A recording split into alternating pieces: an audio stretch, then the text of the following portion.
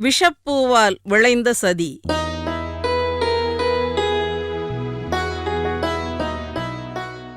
திருமூலர். நான் இல்லை, நான் மூலன் இல்லை என்றான் மூலன்.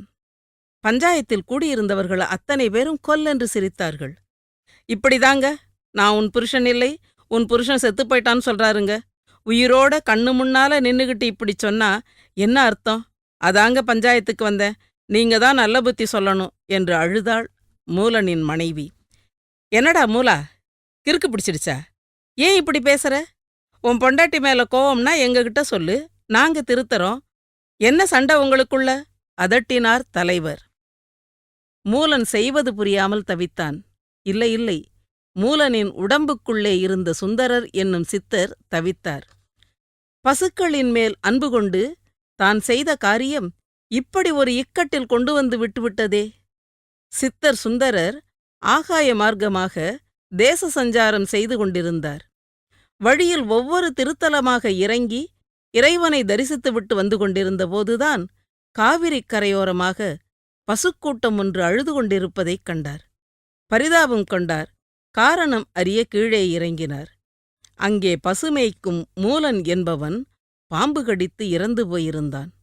அவன் உடலைச் சுற்றி நின்று பசுக்கள் அழுது கொண்டிருந்தன. புல் மேயக்கூட போகாமல் பசியுடனே கதறிக்கொண்டு மூலனின் முகத்தை நக்கியும் உடலை வருடியும் எழுப்ப முயன்று கொண்டிருந்தன. பசுக்களின் சோகம் சித்தர் மனத்தை வருத்தியது. இடையன் உயிரோடு எழுந்து வந்தால் தவிர பசுக்களின் துயரம் போகாது என்று உணர்ந்தார் அவர். யோசித்தார். உடனே தன் உடலை ஒரு இடத்தில் பத்திரமாக ஒளித்து வைத்துவிட்டு இடையன் மூலனின் உடலில் கூடு விட்டு கூடு பாய்ந்தார்.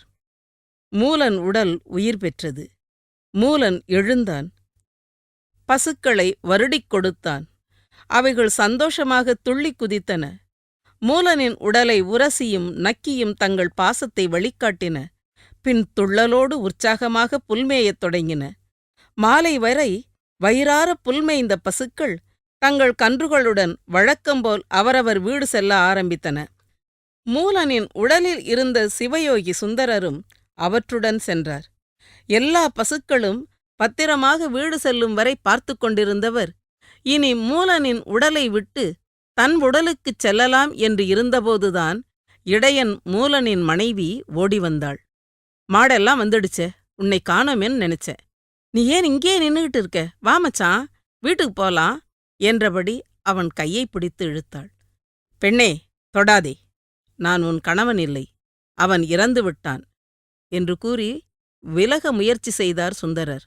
ஆனால் அவள் விடவில்லை. இதோ கிராம பஞ்சாயத்து வரை வழக்கு வந்துவிட்டது. சுந்தரர் முடிவெடுத்தார். இனி வேறு வழியில்லை, எல்லாவற்றையும் சொல்லிவிட வேண்டியதுதான்.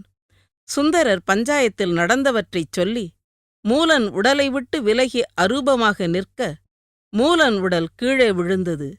மறுபடியும் அவன் உடலில் புகுந்து எழுந்து நின்று உண்மையை நிரூபித்தார் சுந்தரர். பஞ்சாயத்தில் இருந்தவர்கள் தங்கள் கண்முன் நிகழ்ந்த அதிசயத்தால் சுந்தரர் சொன்னதை ஏற்றுக்கொண்டு மூலனின் மனைவியை சமாதானப்படுத்தி அழைத்துச் சென்றார்கள். நிம்மதி அடைந்தார் சுந்தரர். ஆனால் அது சிறிது நேரம் கூட நிலைக்கவில்லை. அவர் தன் உடலை மறைத்து வைத்திருந்த இடத்திலிருந்து அது காணாமல் போயிருந்தது. ஏன் இப்படி நடந்தது, எதற்காக என்று அறிய முற்பட்டபோது அது சிவபெருமானின் விருப்பம் என்று உணர்ந்தார். சித்தர் நெறிகளை நல்ல தமிழில் எடுத்துச் சொல்லவே இப்படி நடந்திருக்கிறது என்பதால் தொடர்ந்து மூலனின் உடலிலேயே தங்கிவிடத் தீர்மானித்தார். அதனாலேயே திருமூலரானார். அங்கிருந்து புறப்பட்டு ஆடுதுறை சென்றார். அங்குள்ள கோயிலுக்குச் சென்றவர் இறைவனை வணங்கிவிட்டு யோகத்தில் ஆழ்ந்தார். இங்கிருந்தபடிதான் வருஷத்துக்கு ஒரு பாடலாக நன்னெறிகளை விளக்கும் திருமந்திரம் எழுதினார் திருமூலர். திருமந்திரத்தில் உள்ள மொத்த பாடல்கள் 3000. கைலாய மலையில் சிவபெருமானின் பூதகணங்களில் முதன்மை பெற்ற நந்தீசரின் சீடர் திருமூலர். சிவபெருமானிடமும் நந்தியிடமும் நேரடியாக உபதேசம் பெற்றவர். இதை திருமந்திரத்தில் அவரே கூறியிருக்கிறார். சகல சித்திகளும் கைவரப் பெற்றவர் திருமூலர். ஆனால் என்ன செய்வது? யோகிகளுக்கே உரிய இரக்கத்தின் காரணமாகவே சிக்கல்களில் மாட்டிக்கொள்வார் திருமூலர். பசுக்களுக்காக மூலனின் உடலில் புகுந்து தன் உடலையே இழந்தவர் இதற்குப் பிறகாவது எச்சரிக்கையாக இருந்தாரா? இல்லை. மறுபடியும் இறக்கப்பட்டார். அதனால் என்ன ஆனது? ஒரு கொலை சதியே உருவானது. அது தொடங்கிய இடம் பாண்டிய நாடு. இரவு. பாண்டிய நாட்டு மன்னன் வீரசேனன் மாறுவேடத்தில் நகர்வலம் சுற்றிக் கொண்டிருந்தான்.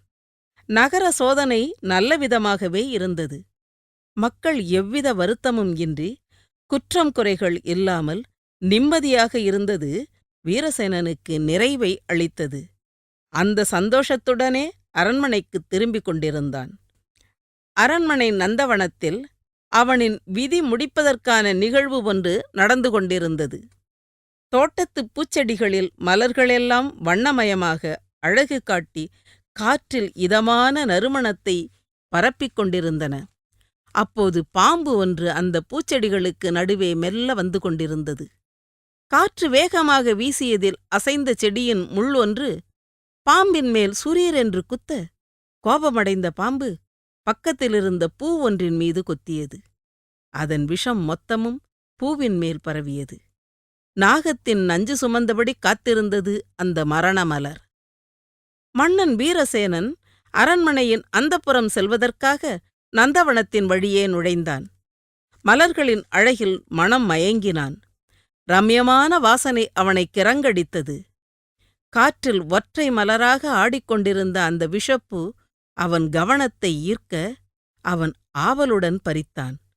மூக்கில் வைத்து முகர்ந்தான். வாசனையுடன் விஷத்தின் வீரியமும் மூச்சுக்குழலில் இறங்கியது.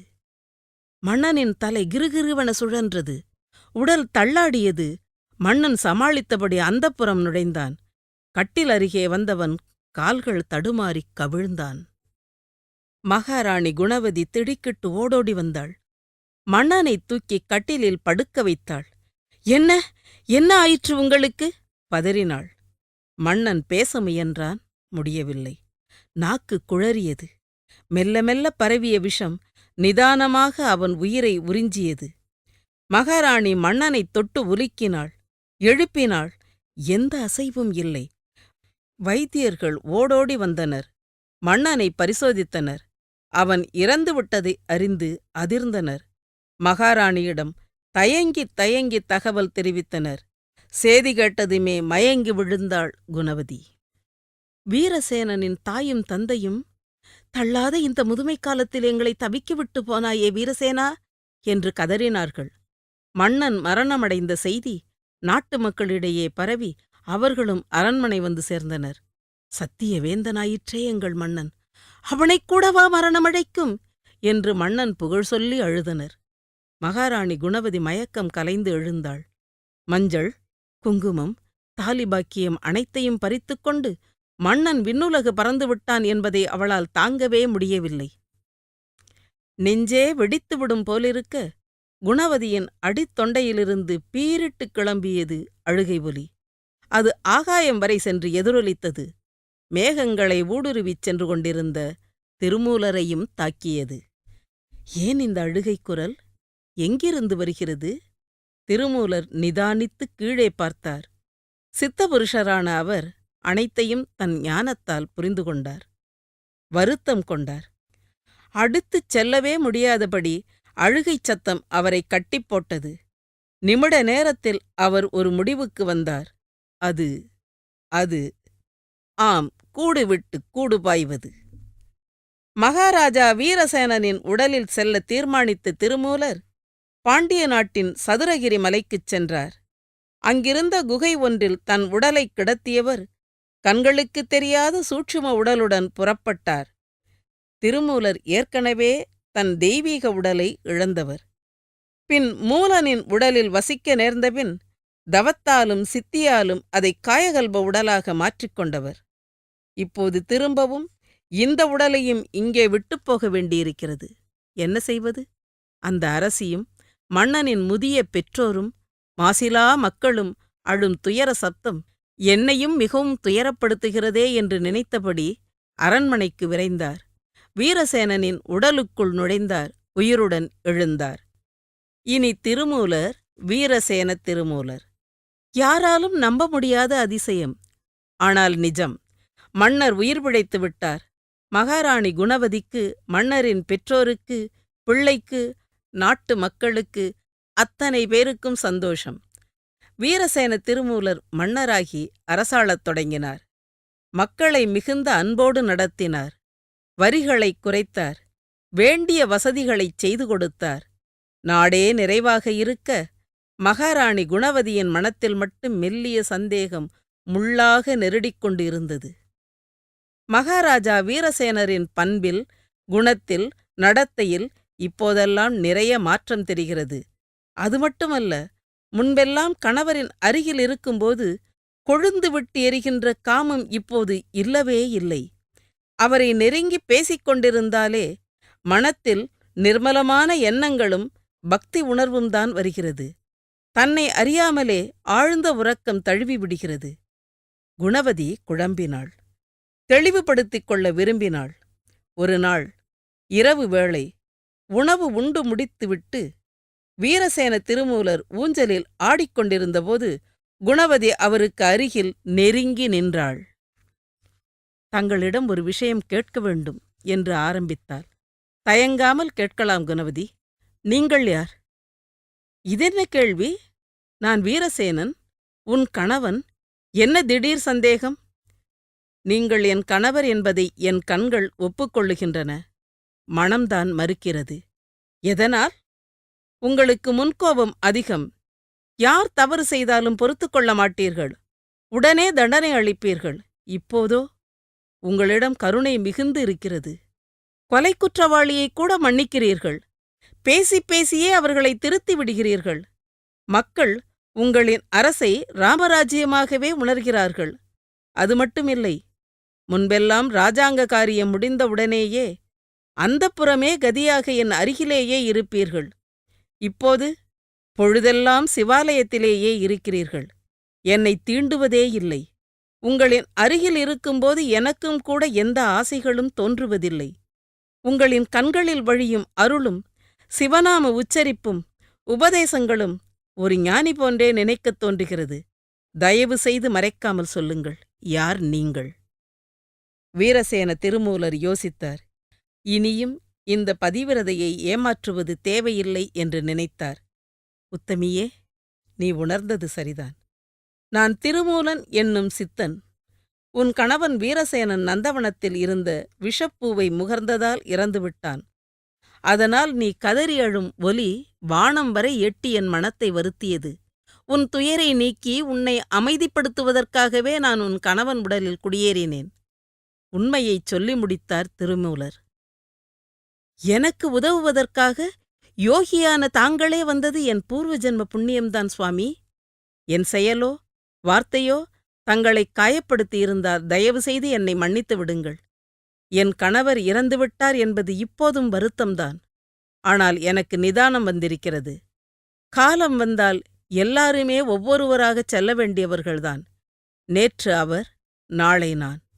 ஆனால் அவருடைய பெற்றோருக்கும் என் பிள்ளைக்கும் நாட்டு மக்களுக்கும் இந்த உண்மையை நான் எப்படிச் சொல்வேன் சுவாமி? அவர்களுக்காகவாவது இப்படியே மன்னரின் உடம்பிலேயே இங்கேயே இருப்பீர்கள் இல்லையா என்று கேட்டாள் குணவதி. இல்லையம்மா, அப்படி இருக்க முடியாது. இந்த உன் கணவனின் உடல் பஞ்சபூதங்களால் ஆனது. என்றாவது ஒரு நாள் அழிந்துவிடும். என் உடம்பு காயகல்வ உடம்பு. அதை சதுரகிரியில் உள்ள ஒரு குகையில் மறைத்து வைத்திருக்கிறேன். வேட்டைக்குச் செல்வது போலவோ வேறு ஏதாவது காரணம் சொல்லியோ யாருக்கும் சந்தேகம் இல்லாமல் சந்தர்ப்பம் அமையும்போது இங்கிருந்து புறப்பட்டுப் போய்விடுவேன். ஆகட்டும் சுவாமி, இன்னும் சிறிது நாள்களாவது இருப்பேன் என்கிறீர்களே, அதுவே போதும். எனக்கு ஒரு சிறிய சந்தேகம் சுவாமி. தங்கள் உடலை மலைக்குகையில் மறைத்து வைத்திருப்பதாகச் சொல்கிறீர்களே, அந்த உடலை யாராவது கண்டு பிணம் என்று நினைத்து எரித்துவிட்டால் என்னாவது என்று கேட்டாள் குணவதி. இல்லை, அப்படியெல்லாம் எதுவும் நேராது. காற்றோ மழையோ நீரோ நெருப்போ எதுவும் அந்த உடம்பை ஒன்றும் செய்ய முடியாது. குங்கிலியம், வெடியுப்பு, வெங்காரம் மூன்றையும் பொடித்து உடலின் மீது தடவி பின் அதை விராலி இலைகளால் மூடி சுற்றிலும் அகில்கட்டைகளை அடுக்கித் தீமூட்டினால்தான் என் காயகல்ப தேகம் எரிந்து தணலாகும். அதனால்தான் நான் அது பற்றி கவலையில்லாமல் கிடக்கிறேன் என்றார். குணவதி திருப்தியடைந்தவள் போல் திருமூலரை உறங்கச் சொல்லிவிட்டு தன் அறைக்கு வந்தாள். இரவெல்லாம் அவளுக்கு உறக்கமில்லை. மனத்தில் ஏதேதோ எண்ணங்கள். கணவர் இறந்துவிட்டார். இனி தான் ஒரு விதவை. குணவதியால் இதை ஏற்றுக்கொள்ளவே முடியவில்லை. இது மட்டும் நடந்துவிட்டால் இராஜாங்க காரியங்களிலிருந்து ஒதுங்கியிருக்க நேரிடும். பட்டத்தரசியாக அரியணையில் இருக்க முடியாது. மகனோ சிறுவன். இதனால் மன்னனின் சகோதரன் சிற்றன்னையின் மகன் அரசை நிர்வகித்து கைப்பற்ற முயற்சி செய்வான். ஐயோ, எத்தனை விபரீதங்கள்! இப்படி எதுவும் நடக்கக்கூடாது என்றால் அந்த சித்தபுருஷர் மன்னனின் உடலிலேயே இருக்க வேண்டும். ஆனால் அவர்தான் மறுக்கிறாரே. தன் சொந்த உடலுக்கே போகப் போவதாக சொல்கிறாரே. சரி, அந்த உடல் இருந்தால்தானே கூடுவிட்டு கூடு போவார். அழிந்துவிட்டால்? குணவதியின் புத்தி விபரீதமாக யோசித்தது. ஐயோ, இதுவும் ஒரு கொலை போல்தானே என்று தோன்றினாலும் தான் சுகமாக வாழ்க்கை நடத்த வேண்டுமானால் வேறு வழியில்லை என்று மனது சுயநலமாகச் சொல்லிக் கொண்டது. தீர்மானத்துக்கு வந்ததுமே சுறுசுறுப்பாக செயலில் இறங்கினாள் குணவதி.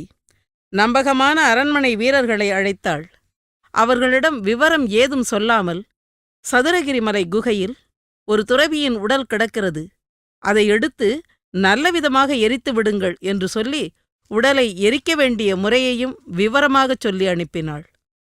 அரசி சொல்லி அனுப்பியபடியே வீரர்கள் உடலை எரித்து முடித்தார்கள். மகாராணி மகிழ்ச்சி அடைந்தாள். இனி யோகியார் எப்போதும் தன்னுடன் இருப்பார் என்று நம்பினாள்.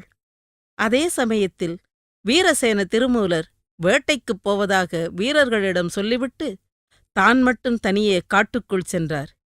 இனி இப்படியே கிளம்பிவிட வேண்டியதுதான் என்று தன் உடலில் புகுந்து கொள்வதற்காக சதுரகிரி மலைக்குச் சென்றார். குகைக்குள் நுழைந்தார். தன் காயகல்ப உடல் அங்கே எரிக்கப்பட்டிருப்பதைக் கண்டார். துக்கம் கொண்டார். முக்காலமும் அறிந்து கொள்ள முடிந்த அவரால் இது எப்படி நடந்தது என்பதை புரிந்து கொள்ளவும் முடிந்தது. குணவதி எப்போதும் தான் நித்திய சுமங்கலியாக இருக்க வேண்டும் என்ற ஆசையிலேயே இப்படிச் செய்திருக்கிறாள் என்று அறிந்து கொண்டார். குணவதியின் மேல் அவருக்கு கோபம் வரவில்லை. அவரவர் கோணத்திலிருந்து பார்த்தார். அவரவர் செய்தது சரியே. குணவதியின் நிலையில் அவள் மீது என்ன குற்றம் சொல்வது? திருமூலருக்குச் சிரிப்புத்தான் வந்தது. 2ஆம் முறையாகவும் உடலை இழந்து விட்டோம். இனி என்ன செய்வது? மன்னனின் உடலிலேயே நீண்ட நாள் இருக்க முடியாது. தேடிக் கண்டுபிடித்து அழைத்துப் போய் விடுவார்கள். யோசித்தபடியே நதிக்கரைக்கு நடந்தார். விடியல் பொழுதில் காலை கடன்களை முடித்து நதியில் மூழ்கி எழுந்தவர் கரையில் ஓர் இளைஞன் அசையாமல் உட்கார்ந்திருப்பதைக் கண்டார். நெருங்கி பார்த்தபோதுதான் அவன் உட்கார்ந்த நிலையிலேயே இறந்துவிட்டான் எனத் தெரிந்தது. அவன் ஜம்புகேஸ்வரன். பிராணாயாம பயிற்சி மேற்கொண்டவன். முறையான குருவின் ஆலோசனை இல்லாமல் முரட்டுத்தனமாக மூச்சை இழுத்து நிறுத்த முயன்றதால் மரணமடைந்து விட்டான். திருமூலர் அவன் நிலையறிந்து வருந்தினார். சரி, ஆண்டவனே அடுத்து ஒரு உடலை கைகாட்டியிருக்கிறான் என்று நினைத்துக்கொண்டு வீரசேனனின் உடலில் இருந்து ஜம்புகேஸ்வரன் உடலுக்கு கூடுவிட்டு கூடு பாய்ந்தார். அடுத்து வீரசேனன் உடலை என்ன செய்வது? குணவதி நித்திய சுமங்கலியாக இருக்க விரும்பினாள். எனவே வீரசேனனை சிரஞ்சீவித்தன்மை உடையவனாக்க வேண்டும். என்ன செய்யலாம்? திருமூலர் சுற்றுமுற்றும் பார்த்தபோது அருகில் யானை உண்டி என்கிற பெரிய அகலமான மரத்தைக் கண்டார். அந்த மரத்தின் பெரிய பொந்துக்குள் அரசனின் உடலை வைத்து சிரஞ்சீவித்தன்மைக்காக சில மூலிகைகளை அரைத்துப் பூசி அந்த மரத்தின் பொந்தை மந்திரத்தால் மூடினார்.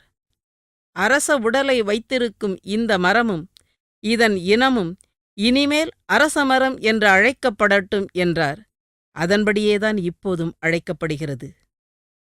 அதன் பிறகு சதுரகிரி காட்டிலேயே ஆசிரமம் அமைத்து தங்கினார் ஜம்புகேஸ்வர திருமூலர். அங்கு கடும் தவத்தில் ஈடுபட்டு மீண்டும் தன் உடலை காயகல்ப உடலாக மாற்றிக்கொண்டார். இவருக்கு பின்னாளில் நிறைய சீடர்கள் ஏற்பட்டனர். இவரின் உபதேசங்களை மக்களிடம் கொண்டு சேர்த்து அவர் புகழை பரப்பினார்கள். சித்தரான திருமூலர் நாயன்மார்களில் ஒருவராகவும் சேர்க்கப்பட்டவர். இதற்குக் காரணம் இவர் எழுதிய திருமந்திரமே. சித்தர் நெறிகளான வைத்திய, வாத, யோக ஞானங்களைப் பற்றிச் சொல்லும் திருமந்திரம் ஆண்டவனின் பெருமைகளையும் அழகாகச் சொல்கிறது. நாயன்மார்கள் பாடிய திருமுறைகள் வரிசையில் திருமந்திரமும் சேர்க்கப்பட்டு 10ஆம் திருமுறை என்று போற்றப்படுகிறது. உடம்பினை முன்னம் இழுக்கென்று இருந்தேன், உடம்பின் உள்ளே உருபொருள் கண்டேன், உடம்புள்ளே உத்தமன் கோயில் கொண்டான் என்று உடம்பினை யான் இருந்து ஓம்புகின்றேனே என்று பாடிய திருமூலர் இறுதியில் தில்லையில் சமாதி கொண்டார், சுயம்பு லிங்கமாக எழுந்தருளினார்.